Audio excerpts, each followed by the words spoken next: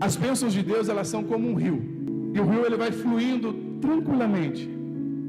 Mas o homem, com a sua tecnologia, consegue criar uma barragem, sim ou não?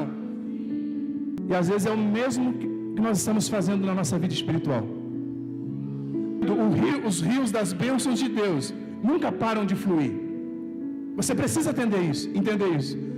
As bênçãos de Deus nunca param de fluir em nossa direção. Pastor, tem alguma coisa errada. Ou o senhor está enganado, ou eu nasci com a cara virada para a lua, pastor. Não é possível, porque assim, tudo que eu faço não dá certo. Isaías, eis que a mão do Senhor não está encolhida para que não possa salvar, nem seus ouvidos tapados para que não possam ouvir. Mas as vossas transgressões fazem divisões entre vós e o vosso Deus. Não é que a bênção parou de fluir, é que você parou de acessá-la. Sabia que aqui tem Wi-Fi? Aqui na igreja? Ali, está transmitindo a live. Irmãos, quando os irmãos descobrem a senha, a live trava, por quê? Descobriram o acesso. Descobriram a bendita da senha. Mas a maioria de vocês não tem a senha, não é? Mas deixou de ter Wi-Fi porque você não tem a senha? É mais ou menos isso que eu quero que você entenda em relação à bênção de Deus. Ela não deixou de fluir porque você deixou de acessá-la. Ela não deixou de emanar do trono de Deus porque você virou as costas para o trono de Deus. Ela não deixou de continuar sendo enviada. É você que optou não acessá-las. Se você entender essas realidades, você vai sair daqui hoje mais crente. Você vai sair daqui entendendo o propósito de Deus para a sua vida.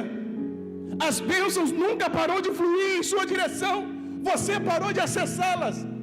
Assim como um rio pode ser criado uma barragem e impedir o seu fluir, eu e você estamos às vezes criando barragens que impedem as bênçãos do Senhor de acessar a nossa vida. Eu vou falar para você quais são pelo menos 5 barreiras que eu e você podemos construir na nossa relação com Deus, que pode estar nos impedindo de acessar as bênçãos do Senhor na nossa vida. Primeira barreira que nós construímos: falta de fé. O fato de não termos fé, nós criamos barreira para acessar aquilo que Deus já liberou para as nossas vidas. A Bíblia diz que vai haver uma cidade, a sua cidade natal, e lá Ele não vai fazer muitos milagres. Sabe por quê? Por causa da incredulidade deles. A falta de fé daquele povo em Jesus é onde Jesus fala assim que o profeta não tem honra na sua casa, na sua pátria. A falta de fé deles fez com que eles não experimentassem mais coisas sobrenaturais. Quando nós vamos olhar na Bíblia Sagrada, nós vamos entender que a falta de fé nos cria uma barreira. Porque Hebreus capítulo 11, verso 6, vai falar sobre a galeria da fé. Ora, pela fé Abraão, pela fé Isaac, pela fé Jacó, pela fé Jefité, pela fé Sansão, pela fé Raabe, pela fé Neemias, pela fé Isaías, pela fé José, é pela fé. Hebreus vai dizer, vai corroborar com o que diz, é melhor, Romanos vai dizer o que diz o profeta Abacuque: o justo viverá pela fé. Eu não vejo, mas o caminho está ali. Eu não estou vendo, mas a porta já está ali. Eu não ainda tenho nada, mas eu já estou vendo o milagre. Quem está entendendo, diga glória a Deus. É por isso que o inimigo quer roubar a sua fé. É por isso que ele quer tirar de você o desejo de ler a palavra. Eu vou falar, pastor. Tem crente que entende mais de horóscopo do que de Bíblia. Se eu falar o meu signo aqui, pastor, seu signo é isso, amanhã o senhor tem que vestir tal roupa, tal cor de sapato. A fé, ela é a chave que abre portas abundantes da bênção de Deus. Antes de eu falar de exemplos positivos de fé, deixa eu falar de alguns exemplos negativos onde a falta de fé trouxe problemas. Abraão tem uma promessa, Abraão tem uma. Só que Abraão está ficando velho e a bendita da promessa não está se cumprindo. Sara tem uma brilhante ideia. Abraão, está ali, ó, a nossa serva Agar. Se deita com ela para que ela tenha filhos em meu lugar. Abraão não ora, acha a ideia boa. O que a falta de fé fez? Fez Abraão querer dar uma ajudinha a Deus. Toda vez que nós temos falta de fé, nós queremos ajudar Deus a cumprir aquilo que Ele prometeu na nossa vida. Deus não precisa da nossa ajuda para cumprir aquilo que Ele prometeu. Ele só precisa que nós sejamos confiantes. Ele só precisa que nós tenhamos fé, que nós acreditamos. E se Ele prometeu uma porta aberta, mas não tem como ter porta aqui, pastor, porque nem parede tem. Não se preocupa, se Ele prometeu uma porta aberta, Ele vai construir a parede, vai colocar a porta ali, e ainda vai ser uma porta automática, igual aquela que Pedro saiu da prisão, e a porta da prisão se abriu automaticamente. E onde a falta de fé revelou um problema, Pedro tem um rompante de fé e disse: se o Senhor me manda ir ter contigo sobre as águas. Jesus de bate pronto falou: vem, Pedro. Pedro desce, literalmente pegando onda, andando sobre as águas. Em algum momento, Lucas, ele começa a olhar assim: parece perigoso esse negócio que eu estou fazendo. E aí ele começa a sucumbir, ele começa a afundar. Quando há falta de fé, há naufrágio espiritual. Quando nos falta fé, nós naufragamos nos dilúvios da vida, nós nos perdemos na caminhada. Eu falo com pessoas aqui que eu conheço, que tem uma chamada de Deus tão lindo, tem uma chamada de Deus tão linda, e está se perdendo em si mesma, nas suas paixões, nas suas emoções. E Deus te convida hoje a despertar em você aquela fé antiga, quando você deixava tudo para estar na presença de Deus, quando nada era mais importante do que queimar na presença de Deus em adoração, onde nada era mais importante do que falar de Jesus, onde nada era mais importante para a tua vida do que estar diante do Senhor. Pastor, mas a fé é tão pequena, não precisa ser grande. Deus conta com coisinhas pequenas. Foi com um pouquinho de azeite que Ele aposentou uma viúva. Foi com um pedaço de madeira que Ele abriu o mar vermelho. Foi com uma simples agulha que Ele sustentou uma multidão de órfãos. Deus não precisa de coisa grande, porque o grande é Ele, o poderoso é Ele, o maravilhoso é Ele, o guerreiro é Ele. Quem crê, levante a mão. Levante a mão nessa noite. Deus está convidando você a sair da zona de conforto.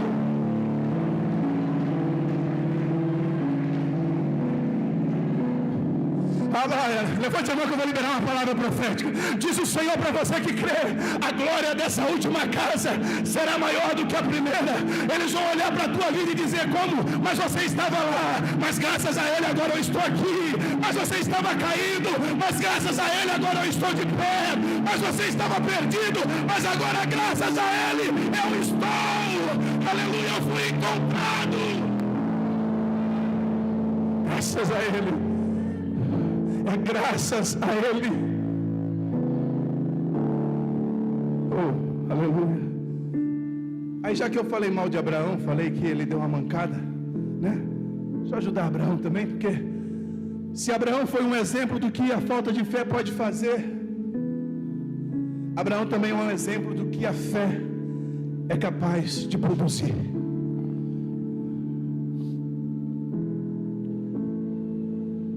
Depois que nasceu Ismael, vai nascer Isaac. E aí parece um negócio meio confuso. Você já leu a história, mas eu preciso contar para você. Suponhamos que você é Abraão, sua esposa é estéril, anos esperando um filho. E agora o Deus que te promete um filho olha para você do nada e diz: Abraão, vai para o monte. Você tem que deixar eu com voz de pregador. Vai para o monte, Abraão, que eu vou te mostrar, e me sacrifica o seu filho Isaac. O que você ia fazer, irmão? Isso não é Deus não, isso é. Acho que eu comi muita pizza ontem à noite. O negócio é esse. A Bia? Deus bateu canável, só pode. Sabe o que a Bíblia diz? Que Abraão questionou? Não. Vai lá, Abraão. Vamos lá, Isaac. Para onde nós vamos, pai? Vamos ali. Vamos logo ali. 3 dias de caminhada. Logo ali. Ali na esquina ali, ó. 3 dias de jornada. 2 servos. 1 jumento. O que ele estava indo fazer naquele monte? Estava indo fazer o quê? sacrificar o filho. Estava indo lá sacrificar Isaac. Aí eles chegam no pé do monte. Eu quero que você preste bem atenção, porque é dessa forma que está escrito na Bíblia. Ele olha para os servos e diz assim: fiquem aqui, porque eu e o menino vamos ali aonde? Ali adorar. E tendo adorado, voltaremos para vós. Não tem nada errado nessa declaração, não? Ele não diz voltarei para vós. E ele está ciente que Deus pediu para ele sacrificar Isaac lá em cima. Ele diz: fique aqui que eu vou lá, eu e o menino, e voltaremos para vós. Primeira demonstração de Abraão. Abraão confiava em Deus. Aí eles começam a subir. E Abraão já é estratégico, pastor. Fala assim: vai que esse moço resolve correr, não deixar eu amarrar ele. Já pegou a lenha, coloca sobre Isaac. Então, Isaac, carrega a lenha. Irmão, você já andar com peso em linha reta já é puxado. Imagina você subir um monte carregando lenha. Ah? Imagina você subir um monte carregando lenha. E Abraão carregava o quê? O fogo e o cutelo. Tem uma hora que Isaac vai pegando: Adria, está faltando alguma coisa para esse sacrifício. Eu já fui em outros sacrifícios com meu pai e tem algum item que está faltando. Aí ele começa a buscar na mente dele, vai abrindo o Pentium dele, vai abrindo as caixinhas. O cordeiro. Ô pai, está aqui a lenha, o cutelo, até o fogo está aqui, pai. Mas cadê o cordeiro? Cadê o? Lá vem mais um exemplo de fé de Abraão. Lá embaixo, ele disse: nós vamos, nós tornaremos. Agora no meio da caminhada ele olha: Deus proverá para si o cordeiro, meu filho. É um ano de providência para a tua vida. Eu vou repetir. É um tempo de providência de Deus para a tua casa. É um tempo que Deus vai prover na sua vida. O milagre vai vir de onde você menos espera. Você olha para você e diz: não tem recurso. É isso que é maravilhoso. Tudo que Deus nos dá para fazer, não há recurso em nós suficiente para realizarmos. Sabe por quê? Para que nós possamos depender dEle. E o louvor seja para Ele, e a glória seja para Ele. Deus proverá para si, meu filho, o cordeiro. Chega lá em cima. Você precisa entender que Isaac já é um moço, mais ou menos do tamanho do Bill, assim. Fica de pé, Bill. Aquele moço elegante, bonito, de óculos. Mais ou menos do tamanho do Bill. Pode sentar, Bill, obrigado. Já exibi você, já, tá bom. Você acha que se Bill quisesse correr do pai dele, ele não conseguiria? Quantos anos tem seu pai, Bill? Uns 60? 40? 50? Consegue correr mais que ele? Somente se ele tiver com uma faca te amarrando, né? Aí a Bíblia diz que Isaac correu? Não, Isaac ficou lá, irmão, e foi amarrando. E o negócio foi ficando sério. A drama, sabe o ápice da história? Vai crescendo. Quando te pega no início daquele filme e a trama vai aumentando assim, daqui a pouco o cutelo levanta e Abraão está descendo o cutelo para decepar a cabeça de Isaac. Quando ele ouve uma voz do céu: não faça isso, Abraão! Não faça mal ao menino. Aleluia. Hebreus 11:17. Pela fé Abraão, quando posto à prova, diga para o seu irmão: posto à prova. Essa é uma palavra muito linda, irmãos. Provar, posto à prova significa provar o que tem dentro. Eu vou falar de novo porque você não entendeu. Posto à prova é provar do que você tem dentro. Deus havia provado do que havia dentro de Abraão. Disse: Abraão, não precisa, eu sei que você ia até as últimas consequências. E aí a Bíblia diz que pela fé Abraão, aleluia, obedeceu a ponto de ir até quase o final para sacrificar Isaac. Sabe por quê? Abraão acreditava: a minha minha obediência vai gerar ressurreição. Essa era a convicção que Abraão tinha. Eu posso matar o meu filho lá em cima, mas eu tenho certeza que Deus vai ressuscitá-lo para cumprir as promessas que Ele fez acerca dele. Se precisar de uma ressurreição sobre a sua vida, não se preocupa, Ele vai ressuscitar os teus sonhos, os teus projetos, os projetos dele em você serão ressuscitados. Então não tenha medo de renunciar. A Bíblia diz que foi pela fé que Abraão andou com Deus, foi para uma terra. O texto diz aqui, ó, verso 9, verso 8, partiu sem saber para onde ia. Partiu sem saber para onde? Eu não sei vocês, irmãos. Alguém chegar em casa e falar: vamos ali? Eu já vou perguntar, Juliana, ali aonde? Ali. Não, ali aonde? Como assim, vamos ali? Aí eu vou saber onde esse cara vai me enfiar? Agora, a Bíblia diz que Abraão partiu para uma terra e ele não sabia para onde ele estava indo. Quem quer saber o porquê? Ele pergunta: por quê, pastor? Sabe por quê? Porque para Abraão não importava o destino, para Abraão importava a companhia. Eu vou falar de novo. Para Abraão não importava o destino, para Abraão importava a companhia. Deixa eu ver se tem crente que está entendendo. Não é sobre o destino, é sobre a companhia. Não é sobre o local que você está indo, é sobre com quem você vai. Aleluia.